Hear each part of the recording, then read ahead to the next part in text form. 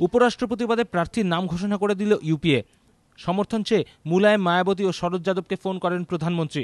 সোমবার চূড়ান্ত সিদ্ধান্ত নেবে এনডিএ।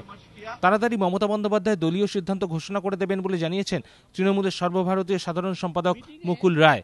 অন্যদিকে সোমবার সিদ্ধান্তের কথা ঘোষণা করবে বামেরা। রাষ্ট্রপতি নির্বাচনের আবহের মাঝেই উপরাষ্ট্রপতি নির্বাচন নিয়েও এভাবেই তৎপর হয়ে উঠেছে রাজনৈতিক দলগুলি। সোমবার বিজেপি সভাপতি নীতিন গডকরির বাড়িতে দলের কোর কমিটির বৈঠক বসে। বৈঠকের শেষে অনন্ত কুমার জানান, উপরাষ্ট্রপতি নির্বাচনে প্রার্থী দেবে বিজেপি।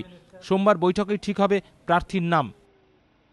हम राष्ट्रपति चुनाव के कैंपेन के बारे में समीक्षा की। उसके पश्चात उपराष्ट्रपति चुनाव के बारे में हमने विचार विमर्श किया और पार्टी ने तय किया है हम उपराष्ट्रपति चुनाव लड़ेंगे। हम चुनाव लड़ेंगे और 16 तारीख सभी एनडीए के घटक दलों से बात करने के बाद और अन्य पार्टियों के साथ बात करने के बाद हम तय करने वाले हैं उपराष्ट्रपति का चुनाव के लिए उम्मीदवार हम तय करेंगे। উপরাষ্ট্রপতি পদে প্রার্থী হিসেবে এদিন ইউপিএ চেয়ারপারসন হামিদ আনসারির নাম ঘোষণা করার পরই তাকে সমর্থন করার কথা জানিয়ে দেন মুলায়ম, মায়াবতীরা।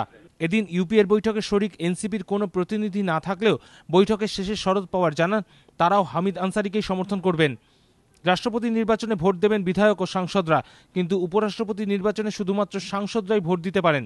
উপরাষ্ট্রপতি নির্বাচনে মোট ভোটার 790, লোকসভার আসন সংখ্যা 545, রাজ্যসভার সাংসদ 245, জিততে দরকার 396টি ভোট। সংখ্যার দিক থেকে অনেকটাই এগিয়ে হামিদ আনসারি। ইউপিএ জোটে থাকা কংগ্রেসের ভোট 278টি, ডিএমকের 25, এনসিপির 16, আরএলডির 5 এবং এনসির 5। ইউপিএর মোট ভোট 329। মুলায়ম, মায়াবতী, লালু প্রসাদ যাদব ও দেবেগৌড়রা সমর্থন করলে হামিদ আনসারির পক্ষে মোট ভোট দাঁড়াচ্ছে 405টি। ইউপিএর 329টি, এসপির 31, বিএসপির 36, আরজেডি 6 এবং জেডিএসের 3। মোট ভোট 405। জয়ের জন্য দরকার 396।